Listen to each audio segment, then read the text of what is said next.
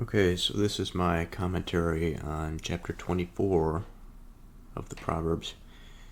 I can't quite remember what part I'm in. I just finished the last part yesterday. And so I'm going to continue now with verse 21.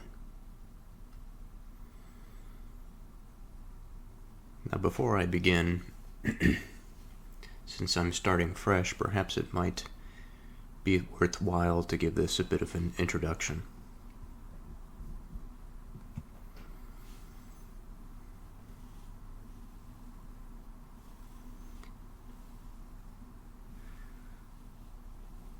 Life seems to me to be a bit strange.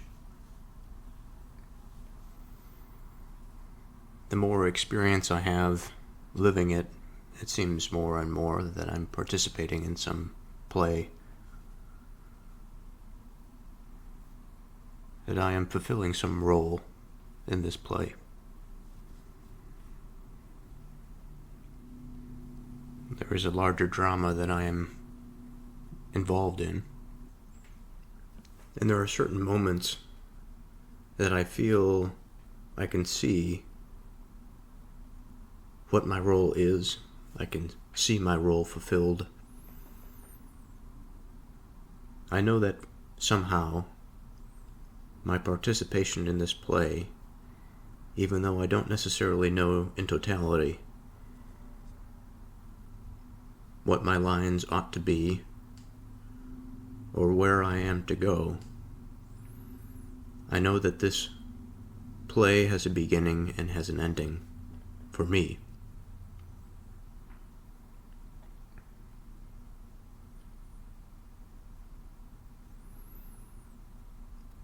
And as far as I am concerned, that is the individual agent,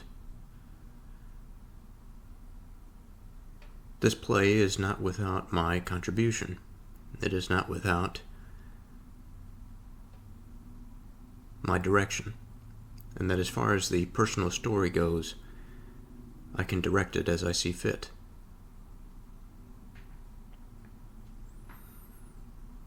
But in terms of the broader whole, I may have influence, but I can't necessarily change it in the way that I change my own path.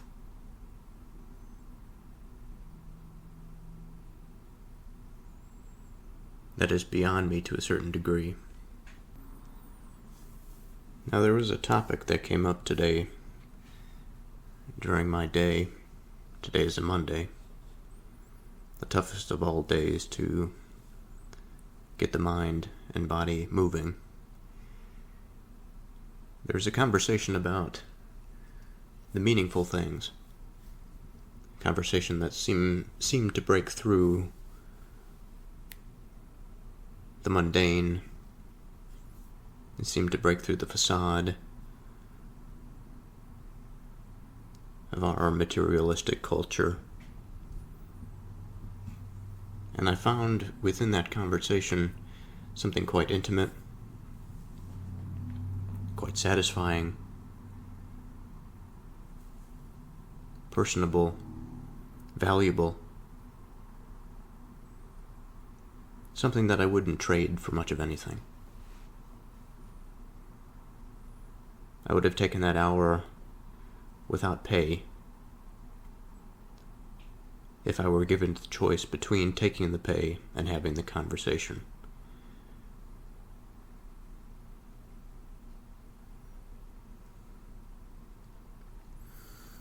And it's the moments that take me outside of myself, outside of, well, maybe it's not outside of myself, because the self is intensely involved in the conversation, but it is a matter of thinking which reinforces that which matters. It reinforces the role of the self. Of course, there's an observational component built into that, but also it is quite experiential, personal.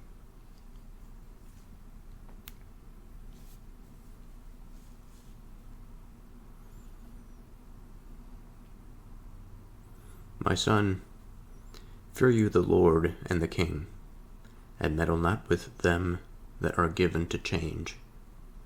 For their calamity shall rise suddenly, and who knows the ruin of them both. So like the last series of verses, we have two verses that are together, separated by a colon. So as always, we begin with the first verse and the first half of this first verse, verse 21. My son, fear you the Lord and the King.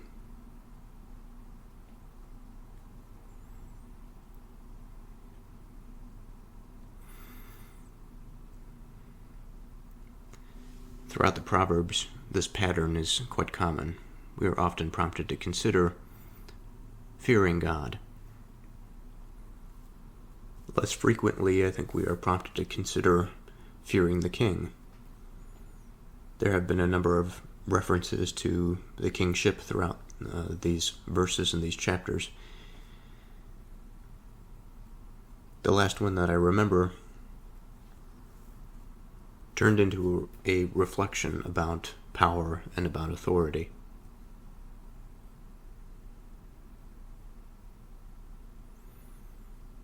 But before we get to the king and the king's role, I think it's worthwhile discussing exactly what it is meant by fearing the Lord or fearing God.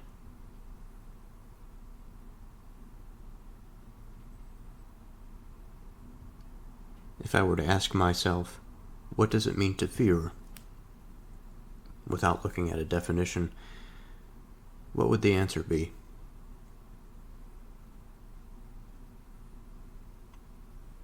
There are plenty of things in our culture that prompt us to consider fearful behavior in particular ways. But when I think truly, based on my experience, when have I felt afraid? Initially I was going to say that I should consider myself lucky. I haven't experienced much fear, but I'm not sure that that is correct. Certainly anxiety is not the same as fear, but fear, I think, does involve anxiety.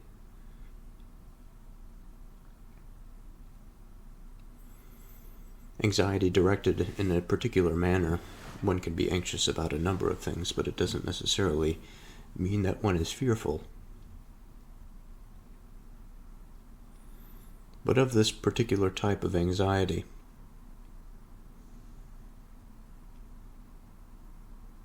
what way does it prompt this fear? Is it a matter of intensity? Is it a matter of certainty versus uncertainty? Security versus chaos? If I further ask the question, what ought we to be afraid of? If we put aside our ego and realize that we are not these indefatigable individuals, and understand that at some level, somehow, there will be something, and that there is something, that will creep beneath our armor and destabilize us to our core.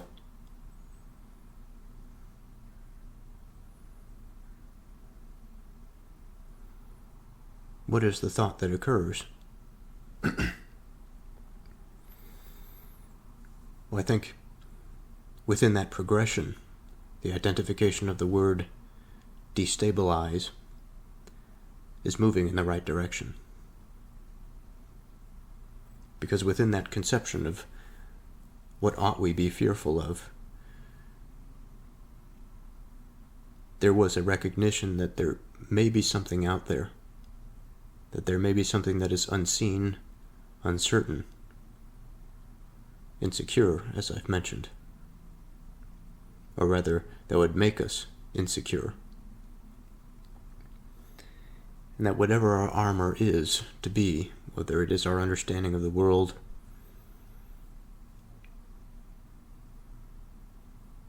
or it is the things that we do in order to appease the inner judge of mind, such that we can be at peace.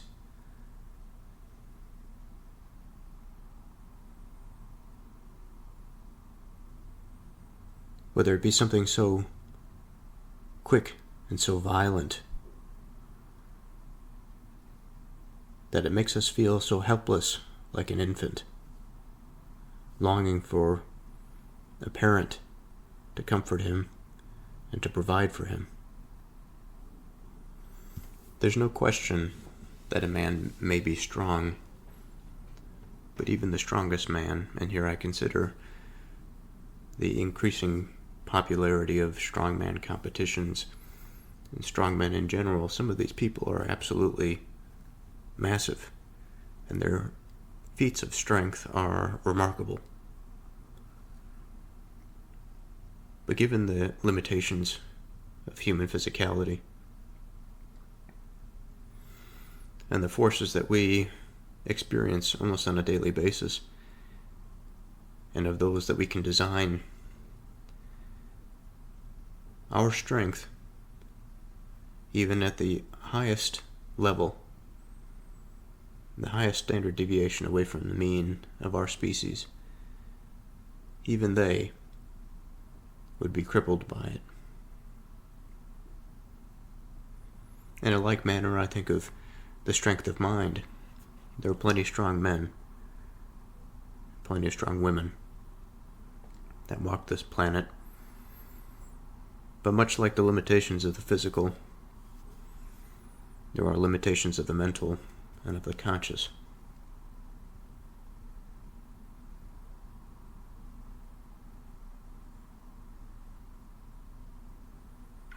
Now, much like anxiety, I don't think that it is necessary for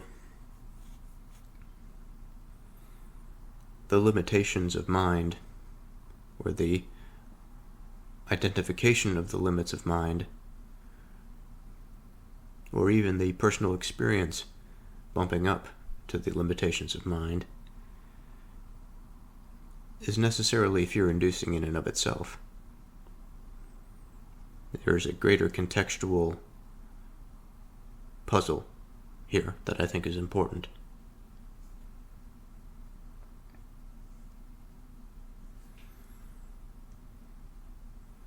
So we have two components that we are building this fear out of so far. We have anxiety. We have a feeling of distress, of discomfort at something. We have it in the negative direction. We have the broaching of some limit. Now, to add further context to both of these pieces, I think it matters if we are to tie this anxiety to the limit, then what exactly is it about this limit? What is it interacting with? In what way is it interacting with something that causes it to be fear-inducing? So let's take the mind, for example, since this is the playground that we have chosen to frequent. Within my head, there are plenty of images that I can grab. There are plenty of worlds that I can outline and unfold to help illustrate what might be fearful. Additionally, I can imagine and I can reflect on myself. I can think of the qualities of myself, the important ones, the fundamental ones, the load-bearing qualities of who I am as a person. And I can find the load-bearing areas that are weak, that don't hold up, that show themselves when I am fatigued,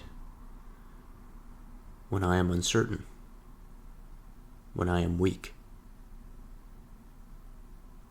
And although my first inclination is to go readily to those that hold me firmly to myself, firmly to the core of my being, or at least I perceive it to be, the fearful nature is not this way at all. Now, what may cause fear is the disruption of one's understanding of those things. But I choose rather to think and to understand, to make the admission that there are aspects of me that are weak, that ought to be changed, and there ought to be something about me that is weak and ought to be changed. I will never be a perfect person. But there have been moments, and I wish to know, among people out there, if there are similar experiences. But I have had moments where my attention shifts towards the weakened areas, and rather,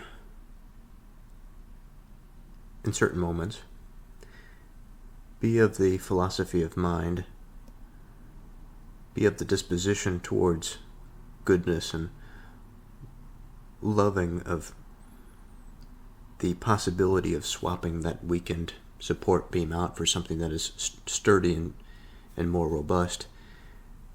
There is this disheartening, this sort of evil temptation that pulls the rest of me and perhaps what I would consider to be the firm aspects of myself, the firm aspects of my identity, into that weakness. And it perverts and it infects everything else that I had held dear at that moment.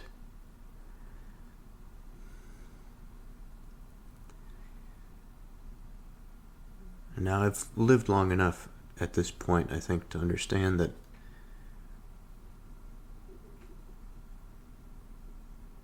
finding oneself within the sea of this disposition does one no good.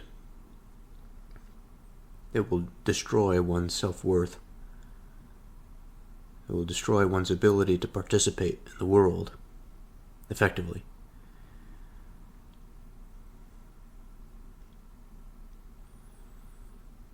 But even in moments of strong pursuit and of perfection, the weakness never goes away. It is sort of a part of our experience that suffering, if we choose to see it, will be there.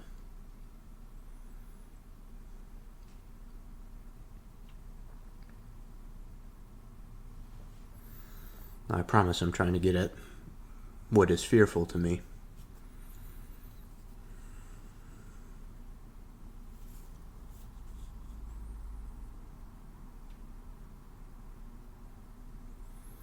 My son, fear you the Lord and the King.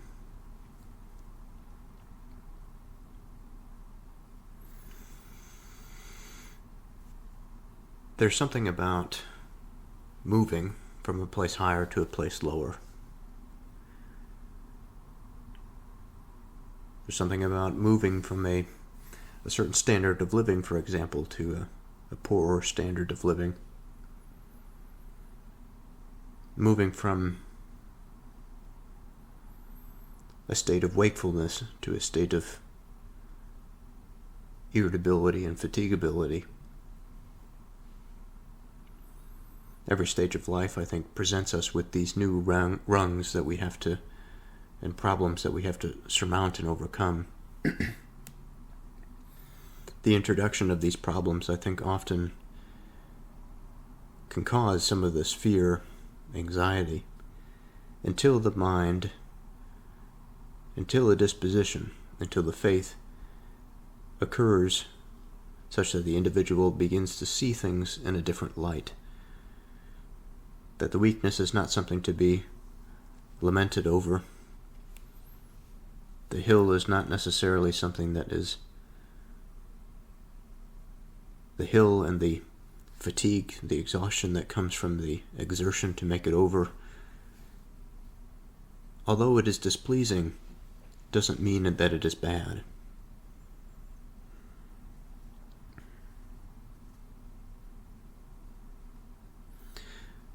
Much like God's judgment, I think I see things in this way.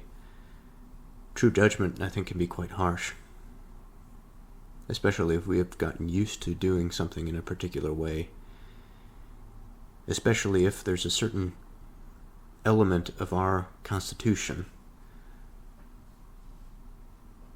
a wedge that is within our heart,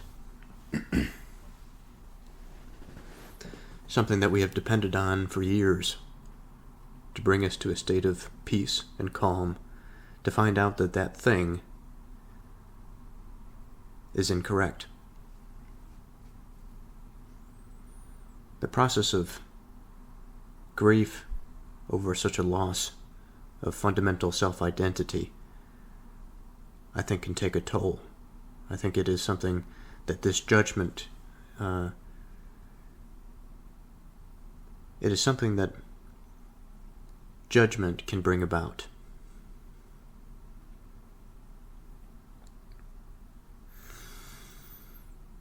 But after the period of the lament of the death of the aspect of the self, then again it begins to open up. The sun begins to rise. The cycle begins anew. We may be afforded the opportunity to correct, to be born again, if we will, to be saved. And that our death of identity ought not to be the death of our soul. There was one that had come some years ago to provide us with the way, the truth, and the light, to move away from such darkness and self-defeat, self-death.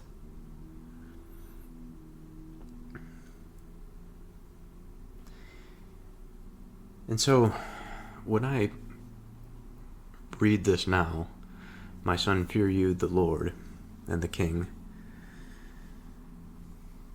Fearing God and fearing the King, I think, are different, similar in some ways, though.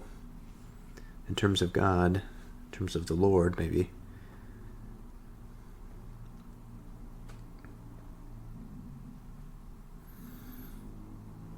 What I'm fearing here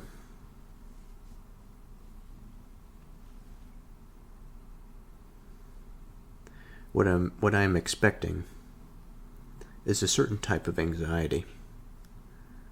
A certain type of anxiety that will come from true judgment, that will come from on high. It will be something that will be destabilizing to me, something that will be profoundly unpleasant. The unpleasantness for which, when I'm going through it, I will not be able to appreciate a higher good at the time.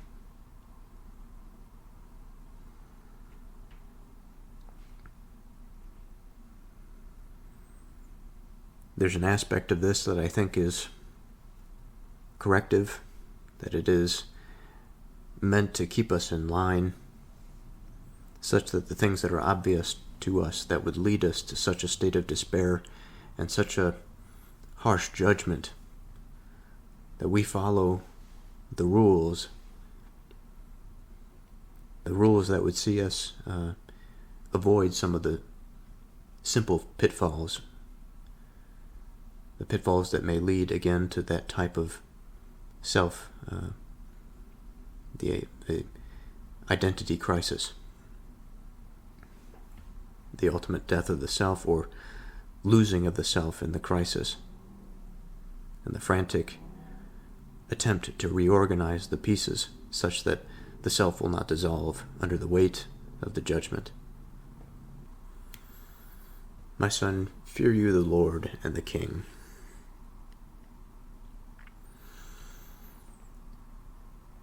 So the second part of this part of the verse, I think, opens something up for us.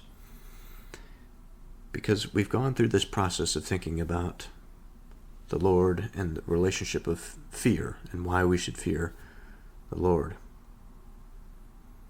Again, because of this complex relationship of the self and of the way that things are. But then we are also prompted to fear the King.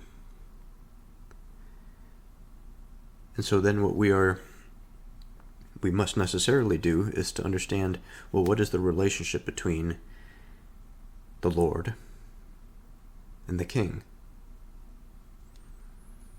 And in this situation, we have King with the lowercase k. So I'm assuming that this is the King of man, or the King that is man, that rules over other men. And since one of my previous reflections had to do with position and authority, I think that we will go again down that path. That the king occupies a particular position. Now, to put aside our modern conception of the king, to put aside where we have come governmentally and dispositionally as individuals relative to a figure that we would call a king, I think we necessarily have to put this aside and understand that even among the individuals in a society, the king will exist. The king is a leader. The king is a positional entity. There may be corruption in the institution of the kingship or of an autocratic society, but the position of the king, I don't necessarily think moves anywhere. And we can think of the king on very large scales, but also on very small scales. I think we could think of a kingly type position in terms of the head of a family, for example. The position that a father possesses. There is a rightly gained position that we must consider here.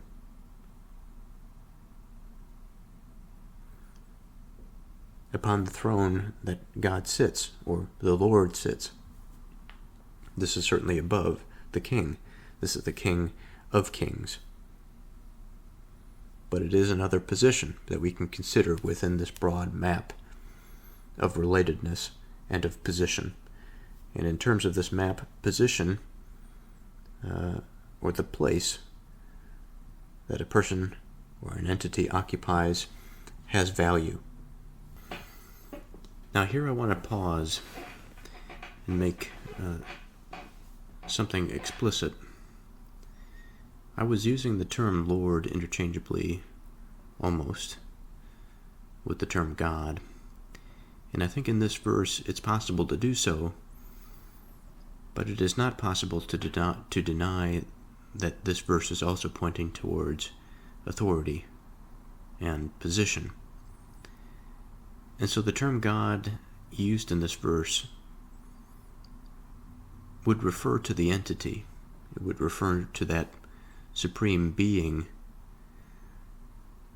The term Lord, I think, refers more to the position of that being relative or in relationship to other entities or beings. And so while I do think that my interpretation of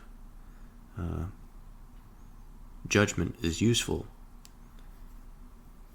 there is also another way in which this verse, I think, can be thought of.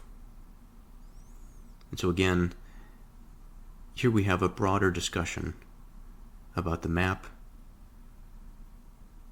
and of the relatedness of the seats that can be occupied in the map.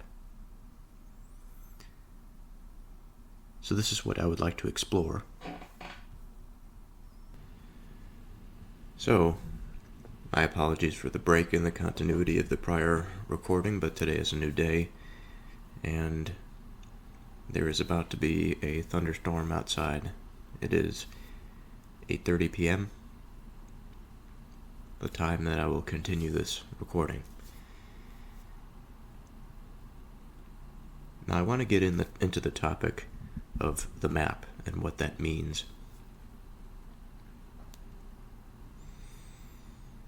When I say map, I'm referring to something that is a representation of something else. I think there are various different types of maps that are out there. When I think of a map, I think of something that is spatial. It occupies that dimension. A map of the world, for example. I can see all of the various places. I could see the relationships of those places to one another. The map on this scale, in this sort of this minimal dimension, perhaps I should say, minimal, the dimensions that this type of map illustrates are minimal. But if we transpose the map of mind onto this exploration, onto this thought experiment, I think that there are many dimensions. There are many possibilities for which we can examine and come up with different ideas. Now here my mind makes the detour, and it asks the question, well, if this type of map, the map of mind, is to be something that's representative, how do we know that it is representative of something that is true, or something that is real?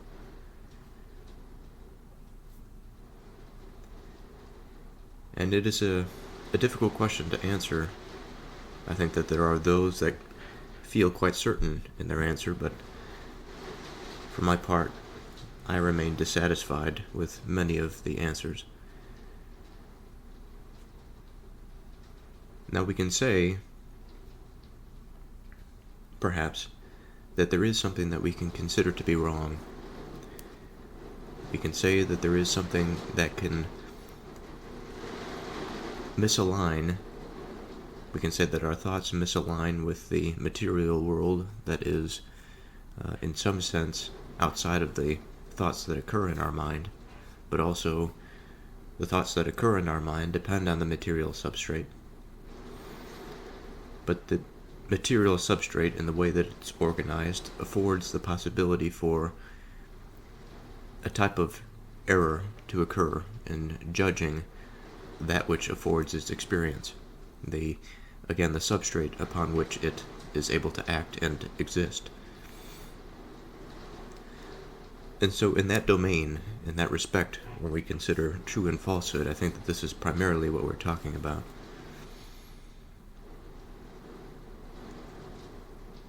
Now, in the unfortunate event that I may be talking nonsense, I would like to risk a reflection on such potential, and to say that within mind, if we are to believe that intelligibility and some pre-existing, what I may call or may place here as a placeholder, some pre-existing mind, or some structure that is aware of all that is, and that is the origin of all that is. If this mind encapsulates all of it, then the thoughts that occur in mind, in some sense, are true to it. They are true to themselves because they exist in that way. Now, I want to be very clear that at our level, what is, I think, considered to be true is different. And the way in which I behave, the way in which I act out my life, I do it in adherence to physical principles. Because if I did not, I would make many misjudgments. If I wanted my car to fly, and if I believed that I stepped on the gas that would cause it to take off like an airplane on the runway, I would quickly determine that it would not do so, and it may lead to my death. And I also want to make the distinction that there is a possibility for confusion within my own mind, that when I said that there is a difference between the truth on our level and the truth at another level of experience, I think there's a way in which I can find this to be true, in the sense that the relationship that is afforded by the position of the entity in question to reality will be different. And so what they consider to be true will no doubt somewhere along the line intersect with our own ideas of truth, but there will probably be additions to what they know and to what they experience. And I think that's just by virtue of being able to take in more information, to synthesize greater bits of information. In a like manner, since I'm thinking about an entity that is above man in his capacities, if we consider the reverse direction beneath him, some of the animals that are well beneath him, I think we can understand that at that level, the resolution of truth probably is much less than the resolution of truth that man possesses, or at least that he is capable of. Because certainly, animals that are beneath us, in terms of the cognitive capacity and self-awareness domain, make mistakes all the time. They make poor judgments that may lead to their death. And they also make good judgments. They find that which is true about their relationship to the world. But again, the way it is expressed in their minds will certainly be different than the way it is expressed within our own minds. But just because that I say this word different doesn't mean that the fundamental quality of truth is different. I just mean the experienced and the known aspects of those principles will be either higher or lower resolution depending on the level in which a particular agent interfaces with reality. Now, in this situation, the fundamental quality will be God. It will be the origin of intelligibility. It will be the standard by which something is measured against. Now, I don't necessarily mean to reduce God to a quality, but at least for this point, I think my mind comes to rest here, that there at least is this fundamental quality that perhaps is afforded by what we would consider to be the agent that is responsible for intelligibility possesses.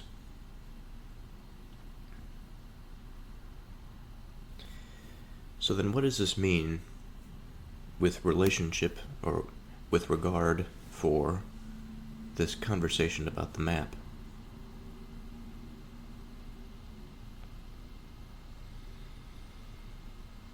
Well, the map, as I've mentioned about various organisms and how they differ in terms of their interface, the way in which they plug into the mainframe of intelligibility that is afforded by that divine logos.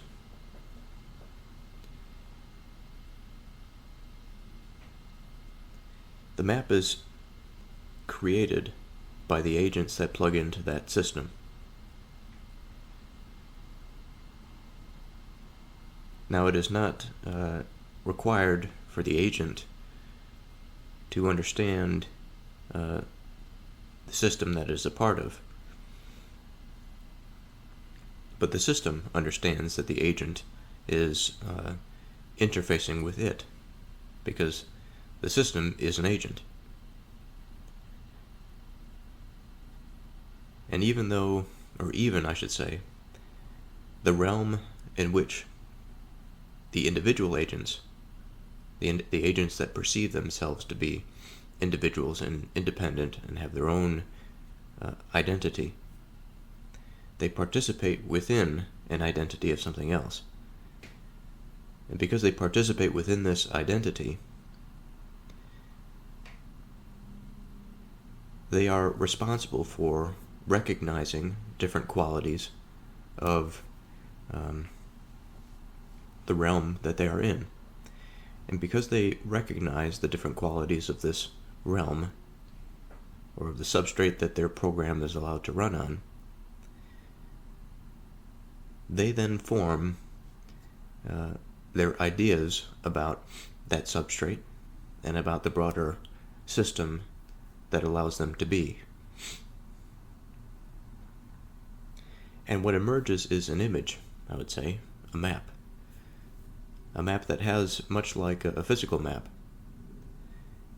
A physical map is an extension of man's attempts to understand the physical world, of the positions, the locations of different places on that map. But the broader map includes this material explanation, but it also includes a system-wide analysis. And so when we are talking about position, when we are talking about relatedness, what we are talking about here is,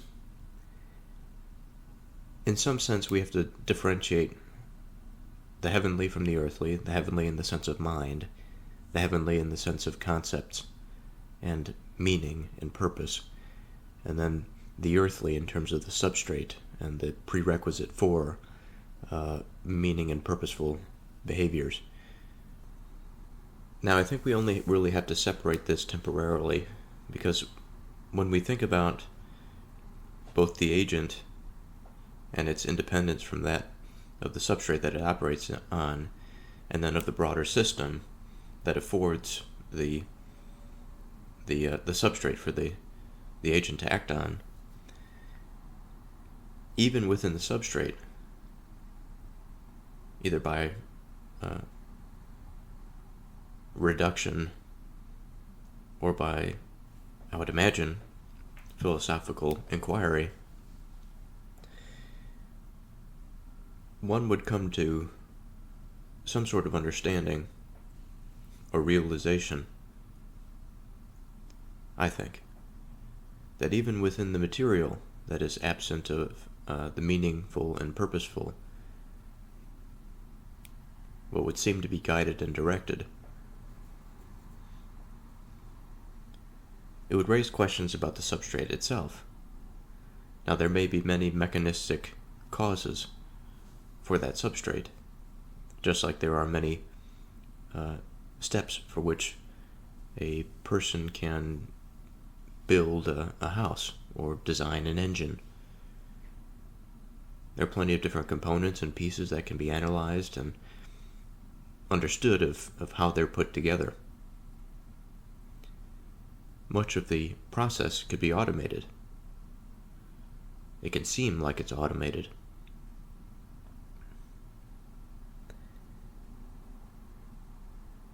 I imagine a situation not too far into the future where much of our daily lives will be automated by artificially intelligent systems. And it's going to seem, I think, much like a science fiction novel. But also, if we were to transport those who had lived in the past to those that will live in the future, I think the type of whiplash that they will experience would be quite jarring to their ontological presuppositions. That I think that they would find new territory that could be added to the map that they were already exploring. And this new territory would bring up new questions,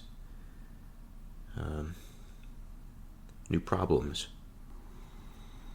partly because their position, or their presumed position, in the grand scale of it all, will seem different. Perhaps they will seem smaller. Perhaps they will seem larger. Perhaps they will be further burdened by their agency. It's hard to say.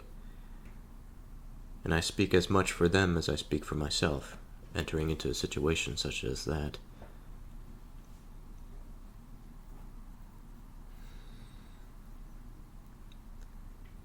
And I don't say this to get too far off topic, for I think that we are right in line where we should be in discussing this map business. Because, be it as it may, be as it may within my own mind about my opinion about my capacity, my opinion about my worth, or whatever,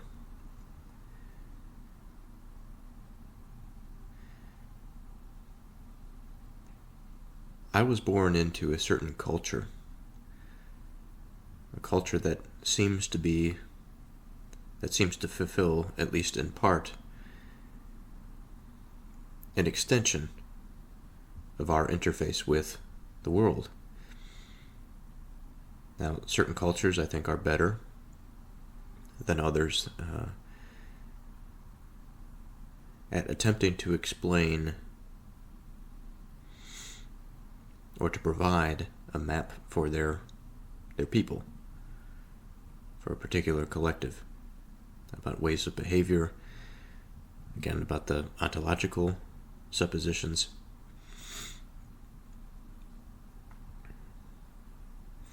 And this bleeds into virtually all domains of a society, into the politics, into the corporate enterprises,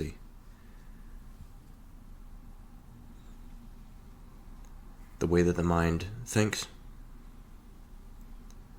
perhaps the language that is used.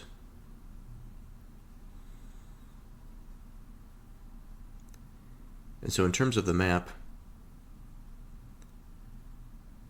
culture is something that is inherited. It's an epigenetic phenomenon.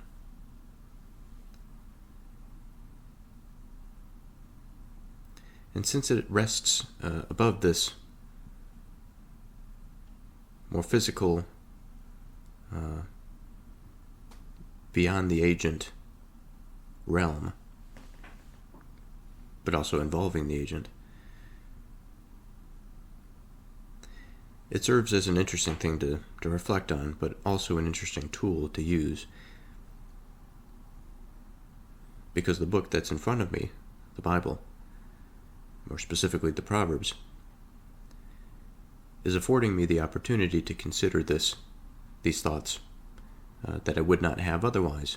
If I was sitting here just playing some game on my iPad, my mind would not be considering these things.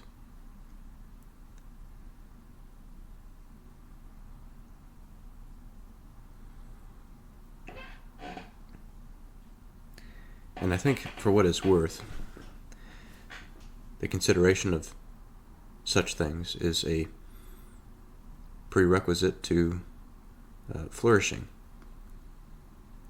I think it's best to be had in youth. It's best to instill the youth with a certain level of discipline such that they can handle this level of thought. And I think a child perhaps is probably better at it than I would be, because I've also experienced the downsides of culture and of my own failures, in which I had not paid enough attention when I was younger, as I should have. And as a man ages, his opportunities dwindle. Certainly within his own mind they dwindle.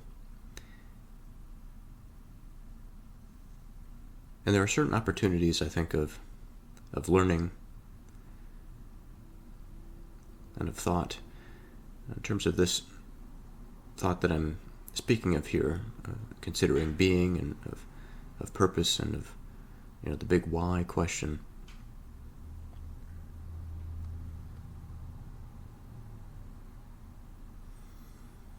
These sorts of things are something that ought to be started young. And then on top of that, what we are working towards is building something that is practical for the level of experience that we are interfacing with the system.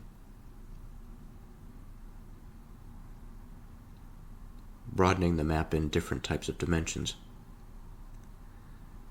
Now, there's a certain practicality, I think, to the material dimension that cannot be ignored, because it is the dimension, it is the realm through which we participate, again, with the system. And now I think I'm making an unfortunate bifurcation between the substrate of the system and the system, and there's relatedness there that is undeniable if it is to be true that there is a broader system outside of the material domain. Or perhaps, again, I think I'm making the mistake. Or along with, or responsible for. I think maybe responsible for is a better word. Responsible for the material domain. Okay, so where are we? We're considering this map, and I'm trying to get to the point where we are talking about position and authority. Since what's mentioned in this verse here is Lord and King. My son, fear you the Lord and the King. So if we have an adequate exploration of what the map is, if we are to take this verse literally as it is written, and we are to consider that there is a layer beyond the King, that there is an aspect of this map of mind that we have to pay attention to, of our participation in, that includes this layered agency and layered participation. We may think that the patterns are primitive in terms of thinking about things in terms of a king, but the position of the king I don't necessarily think changes. The qualities might, but the position does not. The position, in the ontological sense, in terms of our understanding of the broader whole, may seem like it changes its position, but to those who saw it in a particular way, in a particular age, it would seem this way. It would be this way, because these are the patterns that they saw. Now again, I want to mention the word that I used, qualities, because I think there's a mistake there.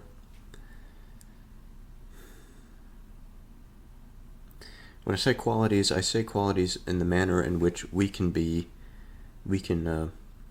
misled about the way in which we ought to interface with our experience with the world. And I think that there are ways in which we can misinterpret the qualities of something such that we make some mistake. We can misinterpret the quality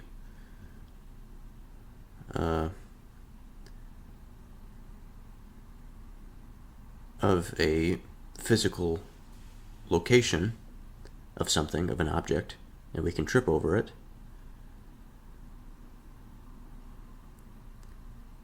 But it doesn't necessarily mean that in an absolute sense, in the sense that I mentioned earlier about the standard, the qualities that are occupied within that standard, it doesn't mean that they change with regard to that.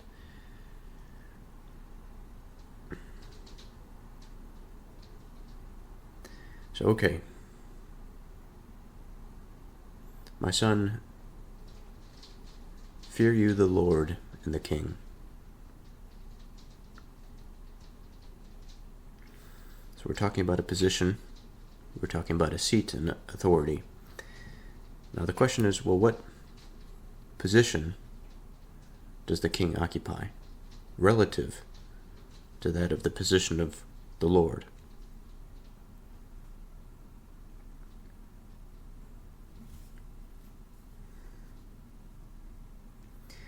This is quite a large pattern. This is kind of hard to consider, but perhaps not. Perhaps I need to take into consideration more of these verses that we have read before, because undeniably they play into it. What I can say of the king is that the king is in a position of leadership, in a position of guidance. Their position, regardless of the way in which they utilize their powers, has a particular influence over the people and the physical dimension that's underneath them.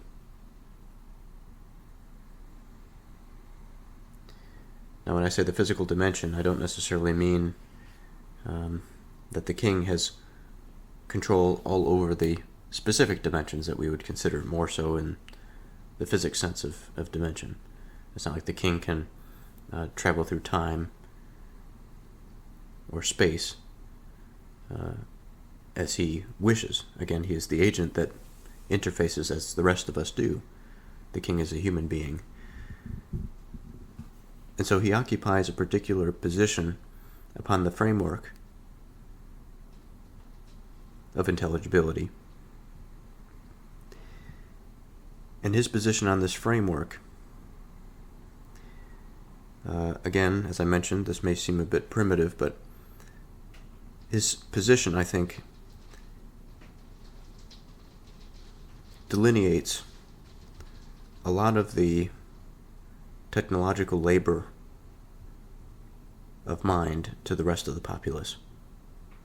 He's a strong cultural engine and driver. The decisions that he makes has a profound impact. Not all kings, I suppose, but many kings in history were thought of as deities for that reason, I think, because of the position that they occupied, not necessarily because of their supernatural prowess. Now, there's a way in which I want to correct myself again here. I mentioned the supernatural sense. Now, what would mean for a supernatural to be would be to be something that is outside of the typical domain for which the human being interfaces with reality. Now, that supernatural, I think, is an imprecise term because I think it can both apply to being, in a superficial sense, outside of the material world. And again, I think that there's problems with that. I don't necessarily know or understand how it's possible to completely separate the intelligible substrate, regardless of how any particular agent may find itself articulating with the system, from the system itself. Because the substrate, even if the system was responsible for producing it, it would still lie within the domain of the system. It would just seem a bit separate to the agents, because the broader whole is so vast compared to what they are allowed to operate on. So my apologies once again, but I return now to the same time the following day. Now, from what I remember from yesterday and what I listened to of that small recording when I had left off, I'm relatively pleased, I think, where that conversation and that reflection went.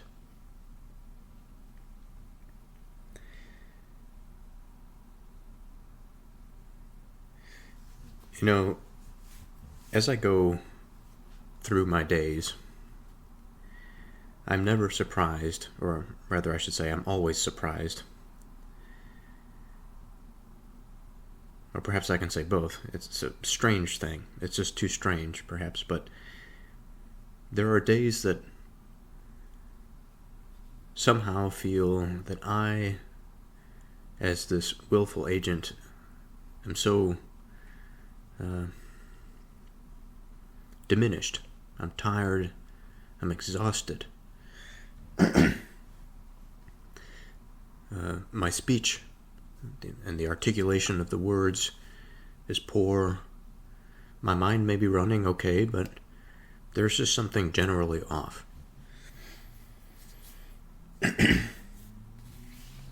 Or there may be a situation in which I'm experiencing the world in which my heart is just, for whatever reason, producing feelings and desires to test me, maybe, to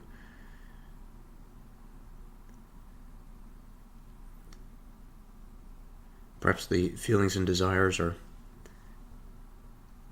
just a matter of existence, and I have to justify with the rational part of mind to ignore the feelings that are coming forth, because what is coming forth is utter dissatisfaction.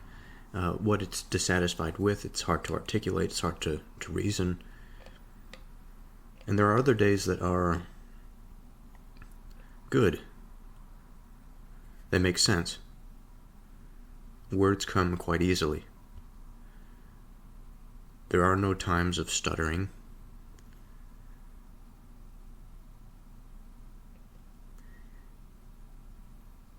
And short of saying that this is sort of a bipolar situation, which it sort of sounds like it, but it's not really a manic high and a low low. It's more of a general thought and reflection on how different the days can seem. We're always influenced by something. Now, I happen to live in a region of the United States where we have all 4 seasons. And so I see snow. I see the leaves bloom on the trees. I see them fall away. And with it comes thoughts and particular moods and all of this sort of thing. Some of it can cause what they call that seasonal affective disorder. Some of it can cause, and it's regardless of the season, there are moods to match every occasion, it would seem. There are themes that are provided by every season. And in the broad sense, in the large sense, these themes of the seasons find themselves bound tightly within my day-to-day life. And I find it fascinating. Even when I'm having a bad day, I find it fascinating that it occurs. Or at least what I would consider to be a bad day. I'm not sure that I really have days in which I'm struggling with faith. They're more so days that I'm struggling against fatigue or whatever it might be. Sometimes it's hard to say exactly where the line is to be drawn. But anyway, I say all of this to say that as I've been thinking about the theme of life, I've been thinking about the heart and thinking about yesterday and where my place is, where my position is relative to the larger whole.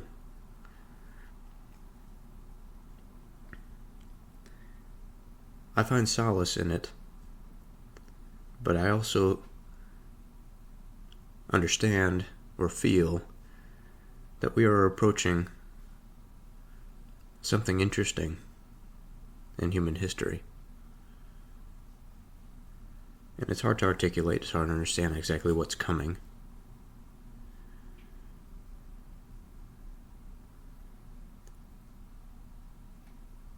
But as much as I think I recognize that my days are split, some orderly and some more chaotic, I think that there is a war taking place, a spiritual war.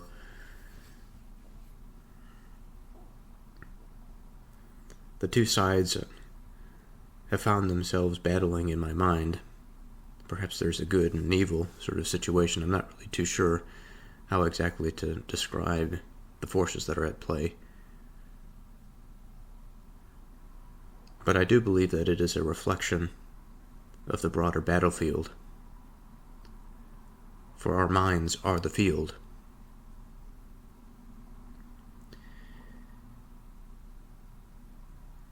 And meddle not with them that are given to change. For their calamity shall rise suddenly, and who knows the ruin of them both. Okay, so let's begin with the second half of this verse. Now, I'm not quite sure that I have satisfactorily finished the first half of the verse, but I think enough has been said for now. Surely we'll come back to it at some point.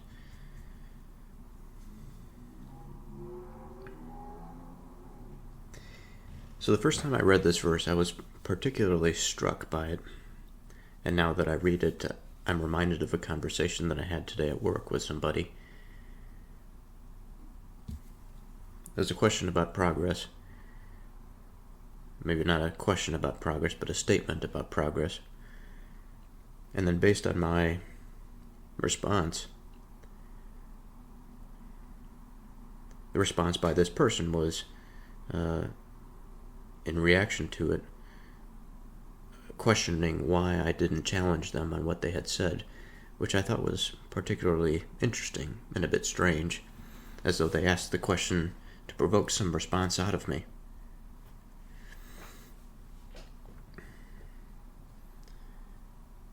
And we have a rather strange relationship, I think, between the traditional and the progressive. These patterns are quite deeply ingrained in our society. They are older than the United States, surely, but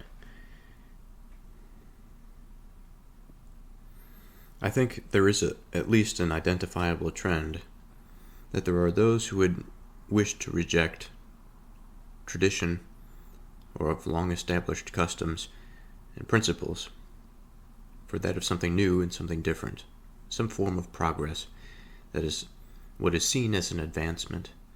But oftentimes it's, I think, difficult to get a definition of what this progress is, especially in absence of that which, the place for which we have come.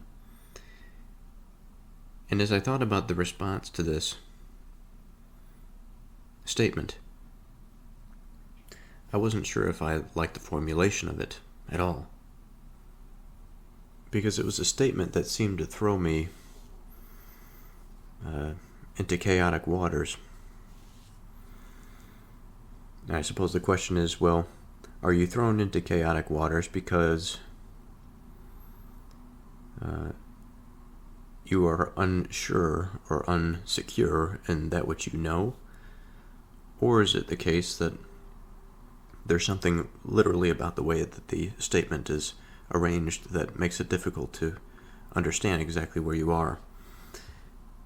And I'm sure that there's always something more to know about a particular position. There's always room for advancement in terms of growth in one's faith and understanding of what their political identity is. But all the same, I think there is a strong component of what was said about this aspect of progress, or what we might call change in this verse. I'm trying to determine exactly what is meant by it. But this aspect of progress, if we are to say that we are progressing, it would seem to imply that we are moving towards a good result or a good end. Now, I think in order to understand if we are progressing, we need to understand what a good end is.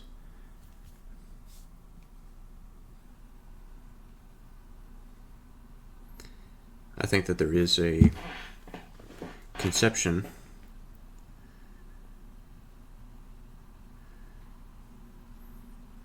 among some that there is a destination, but the destination is always other than here. And I think there's a certain positive attribute to that, in the sense that we have to be careful about the restraints that we place on ourselves, because we could be wrong about the restraints and we could be limiting our expression, our wills. But we could also be moving away from the ends that actually matter. We could be moving away from the principles that would allow us to conceptualize how to get to the ends in and of themselves.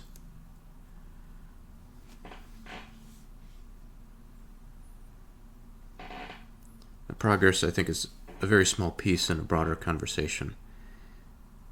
And perhaps when this person had said what they said about change or progress, it threw me. It threw me to focus on something that was small in the context of something that is much larger, a much larger conversation. For the question is, what is the broader conversation? I think we can all recognize that there is something valuable in change, but also something that can take away value. But it depends on what is being changed. And of this statement here, it'll take me some time to come to some conception of how it might be true. So forgive me for the slow march. But of change, in my life there have been many calls to change. There have been many knocks at the door for which I am tempted to do something that I ought not to do. And there have been plenty of times that I have answered the door, unfortunately. I've let in that temptation, that force, that spiritual force that wreaks havoc within my mind. And I participate in things that are unproductive. Now, this could vary at a number of different levels, of course. Throughout any person's life, it would be hard to imagine that we haven't experienced, even if it's to a small degree, hopefully not to a large degree, the variation in some of these levels of temptation and the subtlety therein.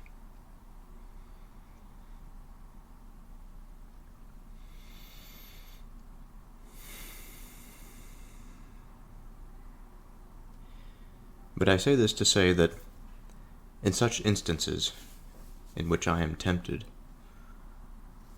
and I have given in to that temptation, it is in that moment that I ought to change. I ought to be different.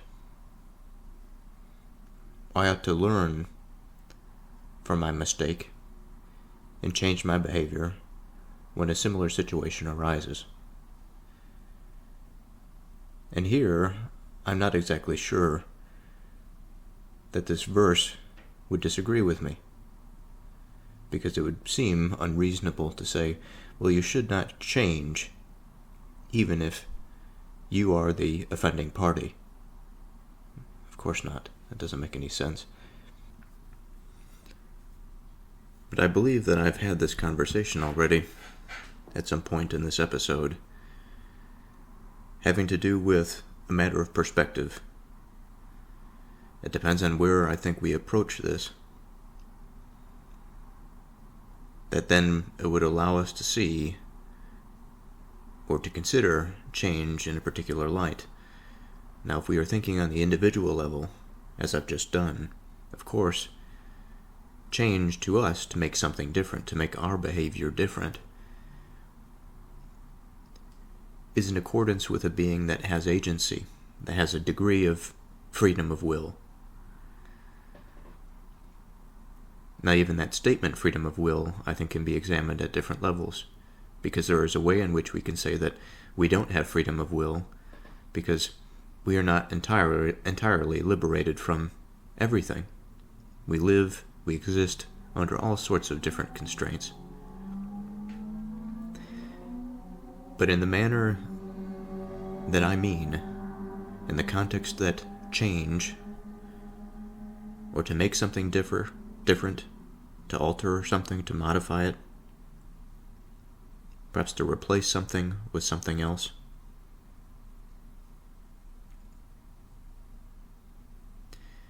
this requires a mind to be able to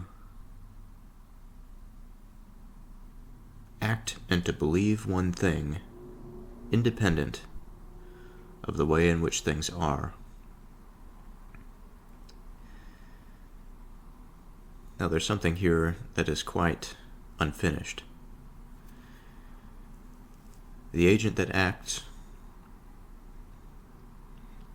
that is able to act in a manner that is different from the way things are. Now, of course, we can imagine that if an agent does so, if I act in a manner such that this microphone wasn't here, but I believed it to be here, I wished it to be here. Let's say I put this microphone in my drawer, and I continued to speak. I have my headphones on, I press record on this Audacity recording, and it begins to record, but my voice is not recorded.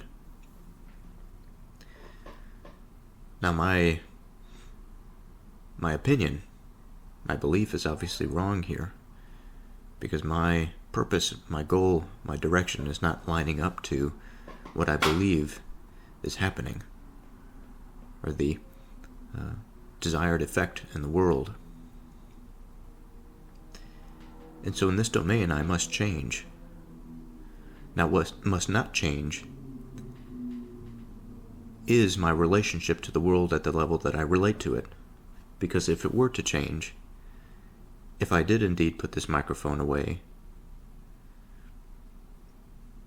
and then I were to imagine that I was speaking into the microphone as I am now, as perhaps my voice is entering into the ear of another in the not-too-distant future, and then suddenly my voice was recorded as I imagined it to be recorded, and the microphone just sort of suddenly appeared in front of me. This sort of situation would be inconsistent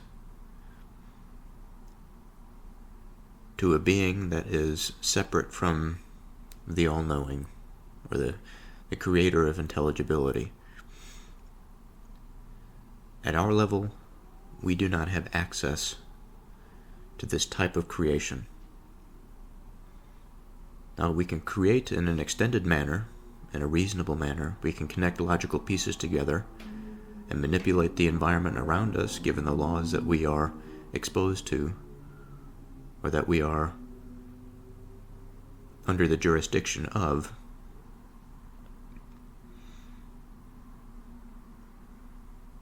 But our experience, our being, our ontology, is, again, interfaced at a particular plane, in a particular dimension, if we will, or a dimension that includes the perception of other dimensions that allows us to interpret the reality that we find ourselves in. And I think this can change over time, the interesting aspect of man's capacity. But fundamentally, he is a finite being, and I think he will always place value in certain dimensions more than others, like time, for example, because his experience is finite. Now, hopefully his philosophies adjust, such that he attributes value properly to the dimensions of his physical world as they need to be, so that he can continue to advance and to progress, to change, but to change in a purposeful manner, to change in accordance with the laws that he is instructed under. Okay, so we have two ideas of change, two perspectives of change, perhaps.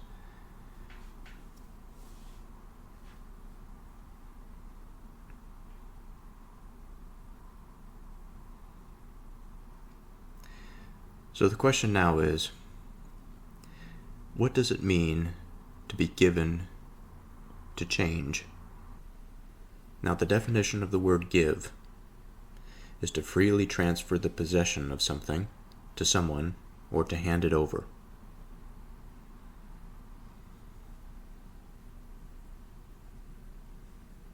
So we are talking about a person that is given to change.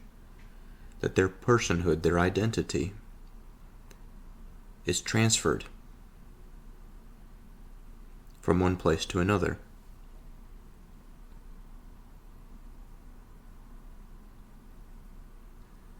They are transferred from,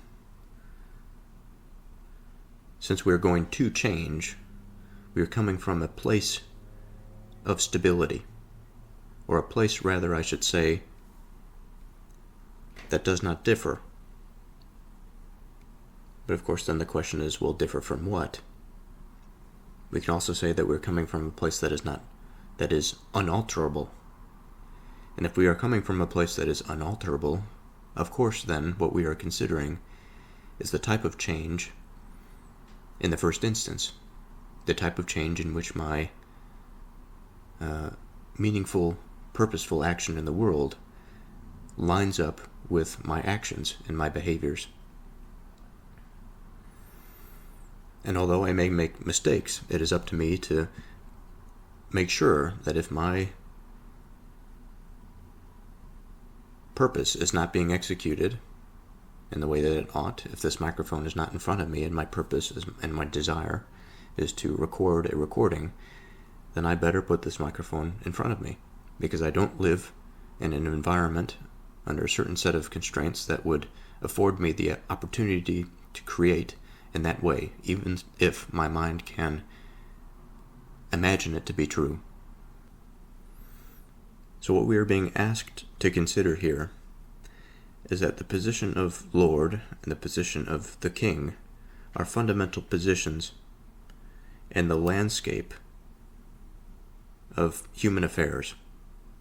As fundamental as it is, again, as needing this microphone in front of me to record my voice, such that it can be transmitted and heard, recorded.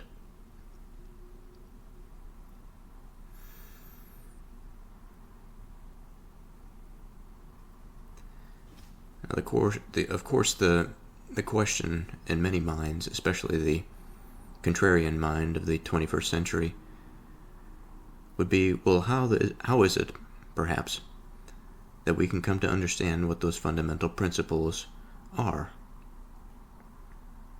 Well, we have the scientific method, of course. Our physical world affords us with many identifiable and reasonable ways for which we can execute our purposes. It is up to us to understand the nature of the physical world such that we can do so.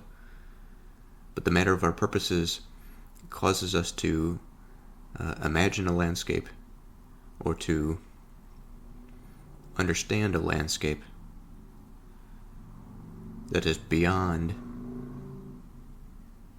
the substrate. Because the substrate is insufficient by observation to tell us what our purpose is. Now, the follow-up question to that, of course, is, well, if this is the case, then how do we know for certain that we are not making the type of error in the second instance? That is, because we desire something to be true, we are making up an elaborate philosophical, theological, ontological map that causes us to be at home in a place that is actually undeserving of the title? And I think that this is a hard question to answer, but not impossible.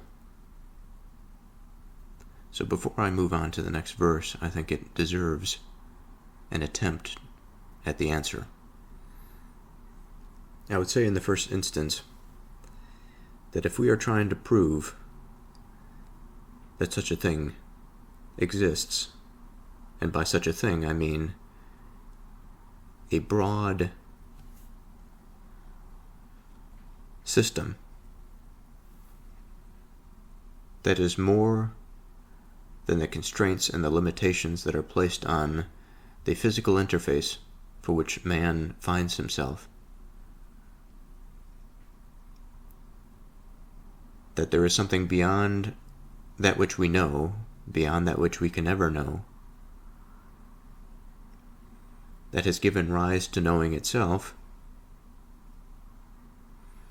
and that the fact of knowing is not just some mistake. Although it operates rather bizarrely, limitedly in this world, our limitations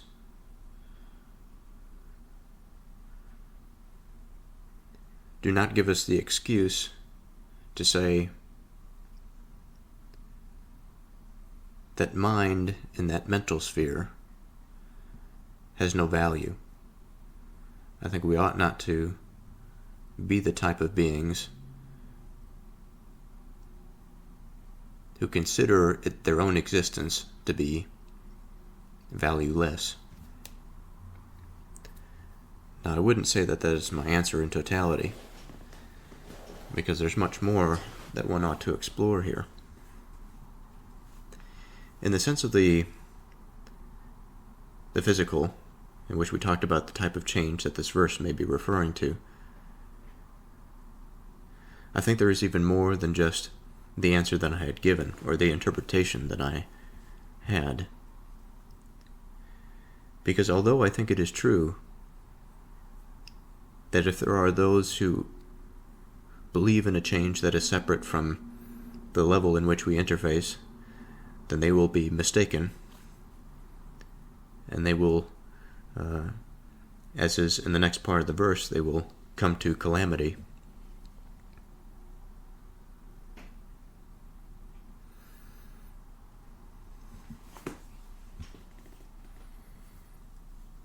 But all the same,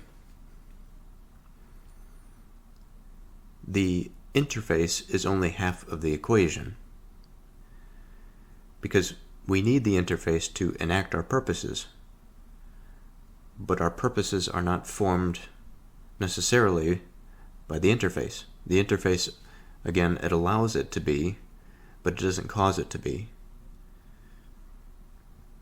And it wouldn't make much sense to follow a causal relationship downstream from purpose and being into the interface, into the physical world, and not follow it back upstream into the causal pattern that caused it to be.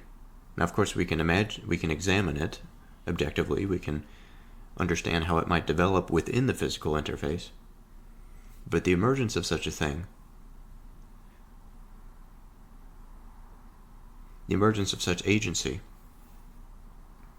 I think gives rise to a possibility that if it had not happened, then it wouldn't be believable. Now, of course, it's believable because an agent is considering it to be.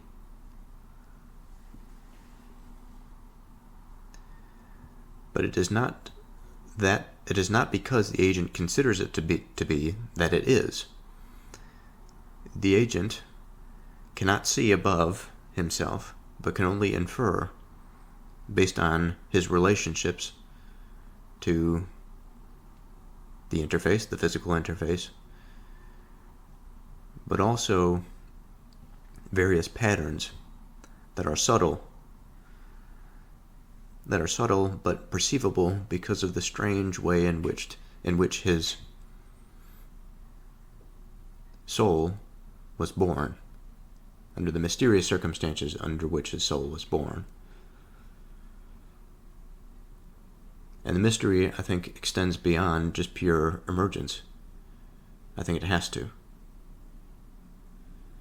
Because again, even by emergence, we can understand how it has come to be. But the relationship for why it has come to be is not solved, other than the fact that it's meaningless, that it's random. Or that it's random, and now that there is meaning exists because there's an agent to allow it to exist. But if there's an agent now to allow it to exist, then the agent has created meaning itself. And then we fall back into that trap, I think, of the agent manipulating the physical environment from something that is false. But of course it's not false because the environment is successfully changed. This microphone is something that would never form in 1,000,000 years without human intervention. In 1,000,000,000 years without human intervention. It is such a sophisticated piece of material that no amount of randomness would satisfy it. Or we could say perhaps in the random sphere, but there would have to be some causal relationship to connect the dots among the chaotic randomness that we may perceive to be there.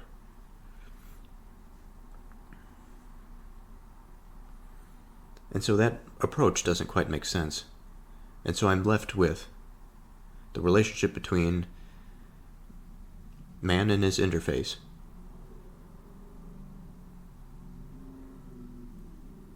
and the generator of intelligibility above him, that causal relationship that has caused him to be, by whatever means, for it must probably be intelligible to him, to man, through the layer and through the level of his interface. My son, fear you the Lord and the King, and meddle not with them that are given to change. And so again the question is, who are these people that are given to change? They must be those that wish to alter or to make different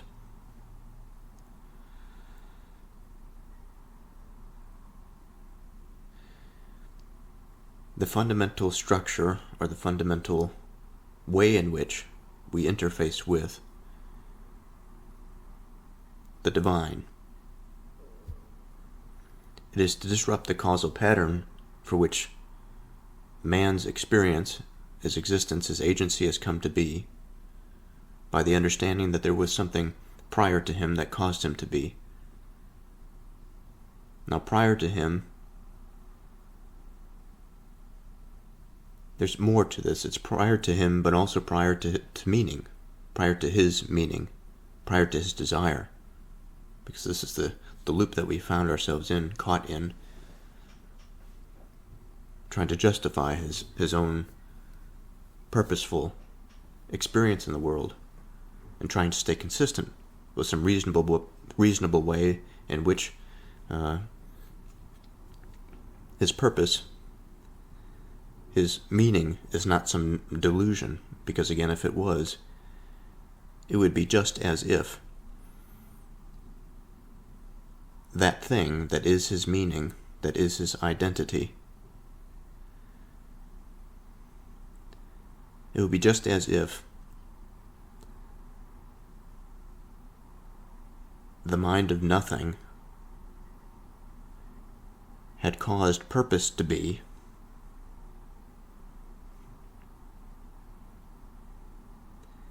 had caused something to be,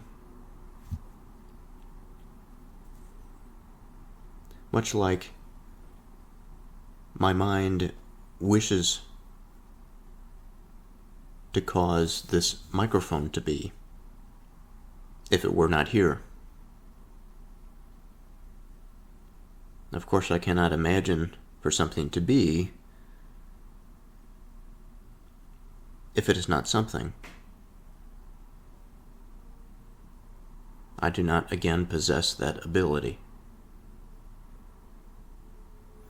I do, and I can at some level. On the physical level, I can. And this is a pattern that I think is true to man's experience.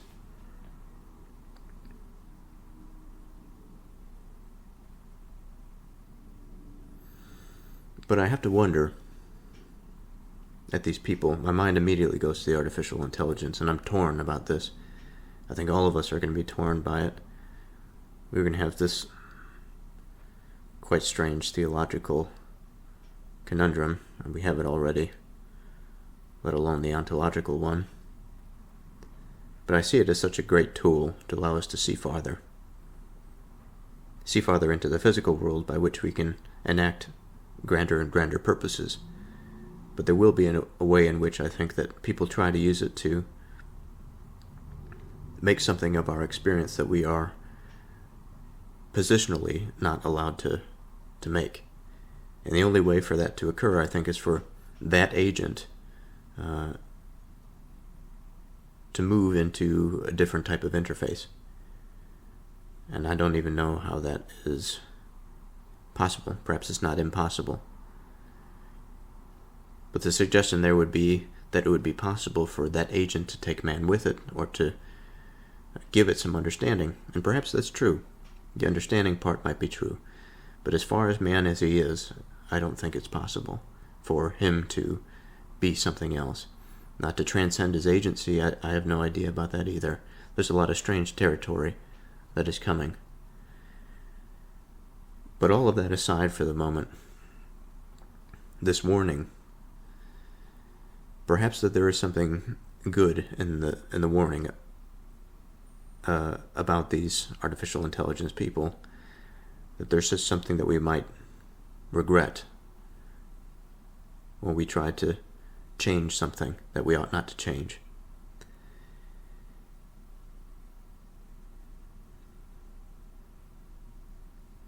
So that's the first thing that I think of. The second thing that I think of course, is an easier example. I think it's something that I've mentioned already. It is the person that tries to interface with their world in ways that they just can't. We would consider many of these people psychologically unstable or unwell. And then, of course, I imagine those that would wish to, I think that this is the modern age, this is the problem, the dilemma that we face in the modern age, those that believe this but perhaps don't understand it at the appropriate level, that there are those that believe that we are nothing, that value is actually just a creation of man. And because of that belief, there is this proposition. There's a tendency towards the change of the way of seeing the world in a way that, in which they are not. And if we go down that road long enough, we will begin to do things quite insanely. We will begin to talk to a friend that is not there. We will begin to speak into the microphone that is not recording. We will lose sight of the level, of the layer that we interface with. Which for some, perhaps it might feel liberating for a while, until we realize that we can't survive.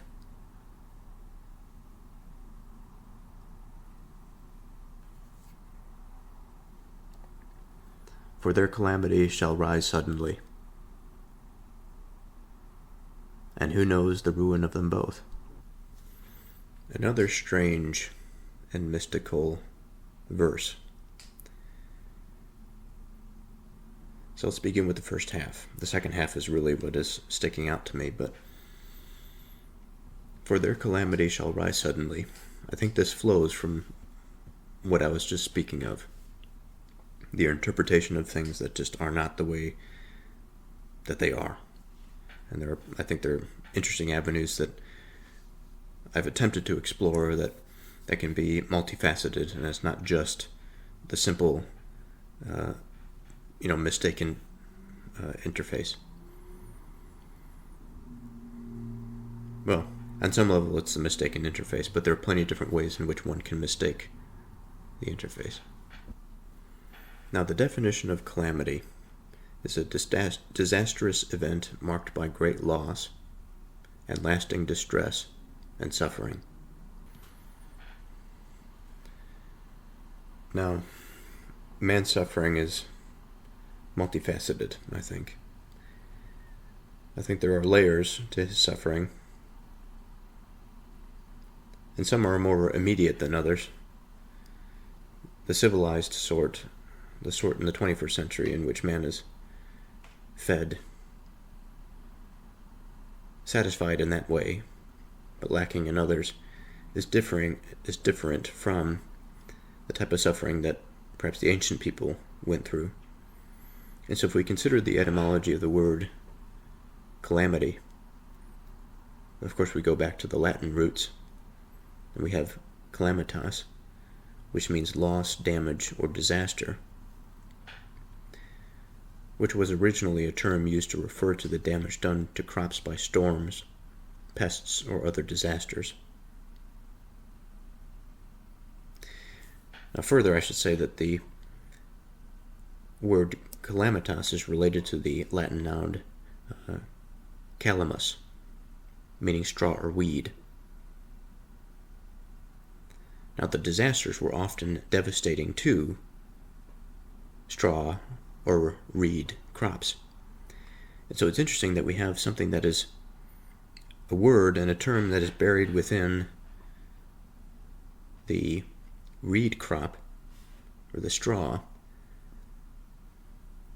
that has come to mean something that is disastrous, that comes to fulfill the pattern of the type of experience that man would go through, the type of suffering that he would go through if his crops had failed, regardless of what caused it.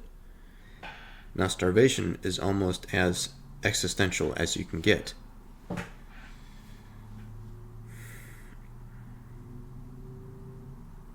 The prompting to problem solving under such extreme circumstances, I think, would be quite rapid and immense, trying to figure out exactly what to do to maintain experience, to maintain survival. Now, the Latin calamus derives from the Proto-Indo-European root. I have no idea how to pronounce this word, but it means to cut or to strike, suggesting that the cutting or striking down of crops, which then aligns with this disastrous situation, because the cutting down of crops can be because of man's interaction with it, but it can also be the meaning that something else has come down to destroy it. Okay, so this pattern, now that we understand the destruction of crops and the crisis that would ensue and the suffering, the death, starvation that would be caused from it, I think in my reflection on this, we've gotten there. We've arrived at that place.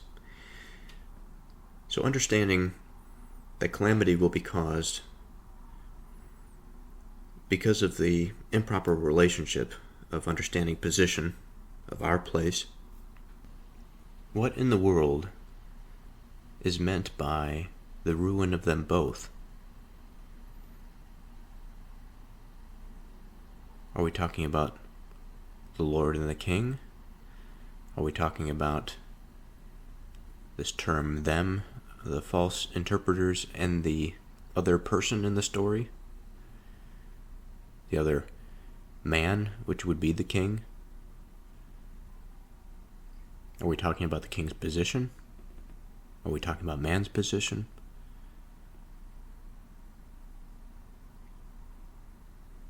The answer to the question, who knows, of course it would be the mover of movers, the divine intelligibility, the divine logos.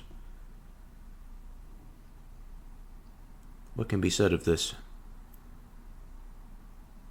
expression, them both? So now today is a new day. Once again, I will boot up my mind, rekindle the flame of my thoughts. I am urged to consider that this verse is implying both those that are given to change and also the king, because in this situation both of these characters are human beings. For there are three beings that we are considering here. Now, two are positions, but they can be occupied by beings. And one, of course, is a being, those that are given to change. The king, with the lowercase k, is implied to be a seat that is filled by the human being. And the Lord is a seat or a position that is occupied by God.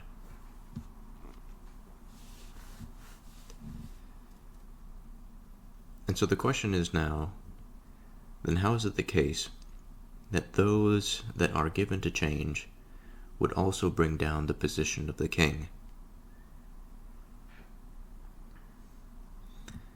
I suppose here we can go into a few different directions, again discussing the position of the king and the king's relationship to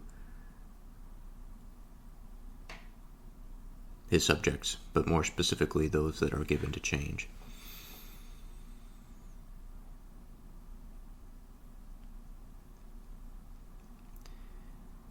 And so I spoke in some detail yesterday about what it might mean for somebody to be given to change, what it might mean to be mistaken about the way in which they interface with the world.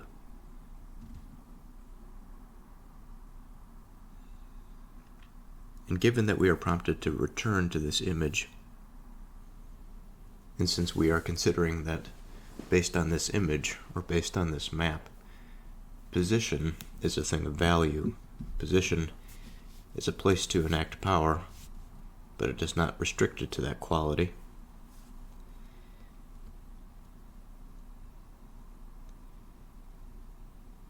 We must then consider what the possibility is of those that believe a change must come to man's seeing based on some delusion, and how that delusion, if it parasitizes the king, how it may flow downstream. Now surely, given that I said downstream here, we can think of this map and this position that way. That water flows from a place higher to a place lower. It has some origin and perhaps some place of termination. There are many factors that depend on relationships to other things, but what is generally meant by downstream is that the effects that happen upstream will cause a chain reaction of sorts among all of the various interactions of the parts of the elements that exist downstream. In other words, there will be a large effect the closer that they happen to the origin. The question that I raise for myself now is, since this position of the king, now we can imagine many different places, many different positions, since we are talking about an ancient society and situation, the king is the established order that we discuss. But man has seen a lot since then, and I think we can establish, or we can discuss different established orders that may seem to occupy that position, the position of the king, of the ruler.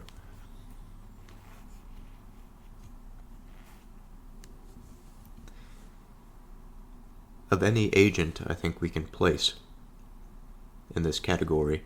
The category of king may persist even if the agent is some emergent thing based on many different individuals. We can think of a state in the place of a king, perhaps.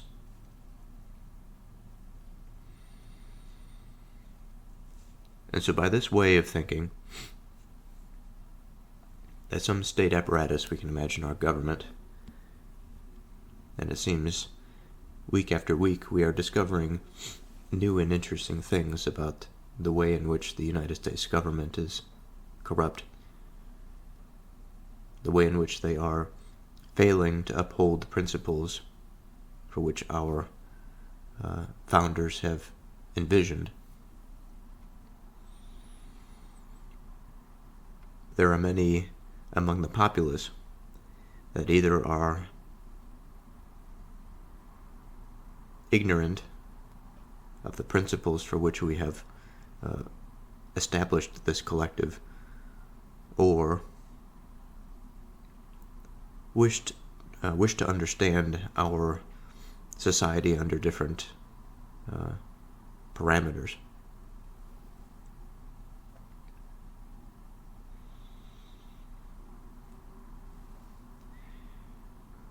Now, in our situation, our relationship to the state was perhaps a bit different than it is now.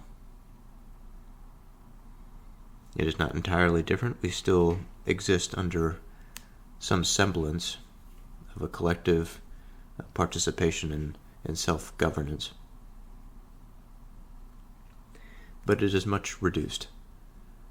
Our role in this whole situation is becoming increasingly less. We are giving more and more authority. We are placing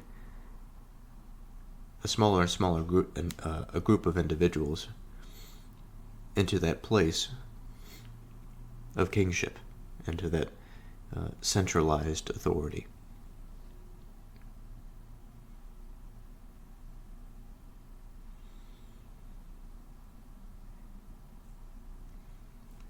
Now we can imagine a heavily immunized agent that exists in this place, in this position where the king would rest. And perhaps we can imagine that this position is a bit bifurcated, because the responsibilities of the king are offloaded to some of the responsibilities of the individual. The state only has a small part of it. Religious authorities only have a small part of it. Individual agency and autonomy is largely increased under the Western model.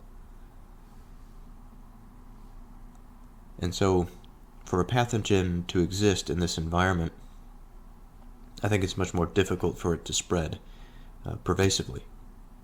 But it's not impossible, because there is always a link between these different segments. There must always be a link between these segments. It seems almost as if we choose a healthy state of disunity to preserve some state of unity. Perhaps at a certain level. Now, what the exact form of this ought to be, nobody knows, of course. But our goal here is to understand how it leads to the ruin of them both. Now, we're not directly being prompted to consider this, but indirectly. What we are really being prompted to consider is how the agent would be responsible for knowing how this occurs. I think both are useful exercises. When I say the agent, I mean the supreme agent. But to return for a moment to the earlier reflection, the reflection about position,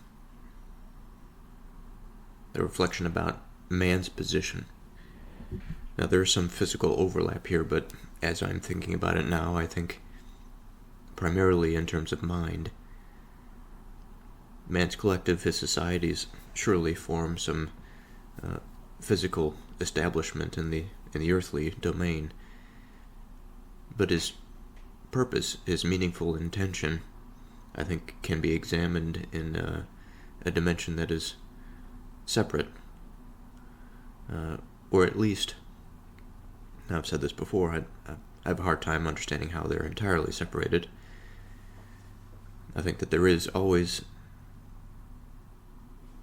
always be an interface or some articulation between the substrate and the broader creative force. And that's not to say that I'm purely a materialist thinker. But nonetheless,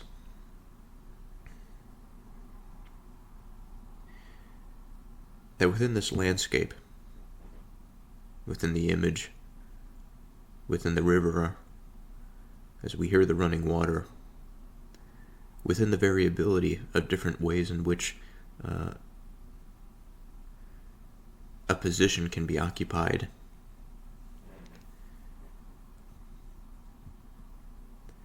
there will always be, I think, the dependable condition of relatedness.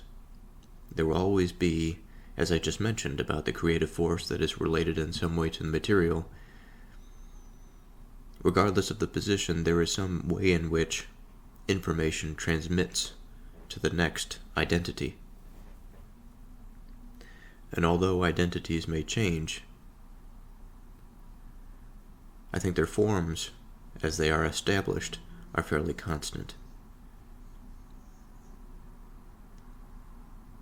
And this matter of changing identities, I go back to that consideration of the American experience and of how we have oriented ourselves in an experiment of self-governance, and how this ultimately relates to some equivalent position of the kingship, some centralized authority. The identity is much broader. The elements that produce the society are much more disparate. The lines are firm between them, whereas before perhaps they would have been encapsulated within one singular individual, that of the king. And yet, power, authority,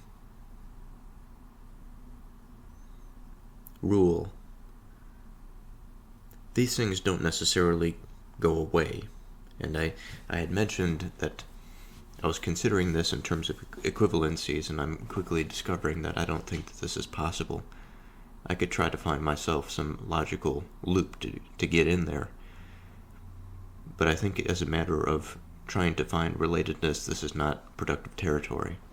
There is, I think, relatedness, surely, but it is within those building blocks rather than the expansion or the change of identity that is somehow equivalent to that of the king. Because, of course, in our experience today, it is not. We do not have a king. Now, one can argue that the form of the kingship will always exist in some way, or will always come to be in some way, that there is this, that there are these periods of unification into the singular, and then there are the periods of moving away, and the way in which man considers himself changes accordingly. Perhaps that argument could be made.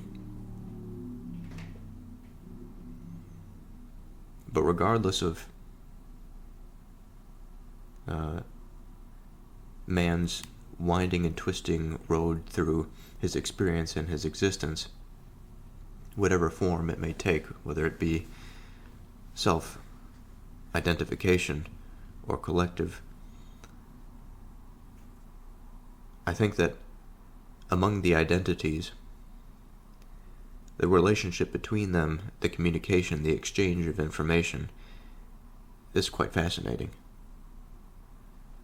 Because again, as we are considered, or we are prompted to consider, how a potential pathogen, or how a way in which a particular identity can misjudge his interface with the world can influence another identity, and this could have sort of a chain reaction. And here we find ourselves in a place that is not all that useful, because again, we could spend days and days examining all of the various potential. It wouldn't be productive. This is where we understand that outside of our interface, the who knows bit of this verse is prompting us to consider that although there is this vastness of experience, there is something that knows all of the ways in which this can go out or come to be. But even in the knowing, there is agency for the individual that is independent of that mind, independent in a way, related in a way, but also independent in the way that our cells are related to us, but independent. I cannot control a particular cell. I may be able to influence them, but I certainly cannot control them. So I think I'm going to end this episode here. I had finished that last bit of recording last night, and I think that perhaps there's always more to say, there's always more to explore, especially given the level that we're at. I think I will lay this verse to rest for right now and continue on next time with verse 23.